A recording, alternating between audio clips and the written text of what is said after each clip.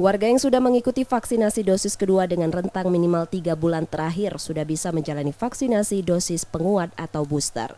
Tak hanya lansia, ketentuan ini berlaku untuk semua masyarakat usia di atas 18 tahun yang sudah mendapat vaksin utama. Mengantisipasi hal tersebut, Dinas Kesehatan Sumsel mengklaim stok ketersediaan vaksin di kabupaten kota di Sumsel masih cukup. Hingga 28 Februari 2022, capaian vaksinasi dosis pertama di Sumsel sudah 92,3% dan vaksinasi dosis kedua sudah 65%. Sedangkan vaksinasi booster masih 3,3%. Ketentuan terbaru ini diharapkan mempercepat penyebaran vaksin, di samping mendorong peningkatan vaksinasi dosis kedua yang selisihnya masih cukup jauh. Untuk vaksinasi tentu tugas kita sekarang adalah untuk mengejar dosis 2 untuk dosis lengkap bagi masyarakat dan kemudian booster, dan sesuai dengan edaran terbaru mungkin nanti bisa juga diupdate melalui kampanye media bahwa sekarang untuk booster tidak lagi menunggu 6 bulan, jadi 3 bulan sudah bisa. 3 bulan ya?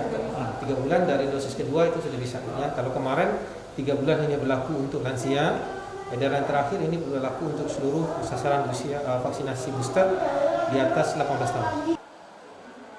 Sementara peningkatan kasus baru COVID-19 di Sumsel masih fluktuatif.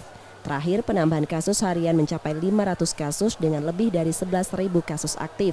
Sementara keterisian tempat tidur di rumah sakit mencapai 42%.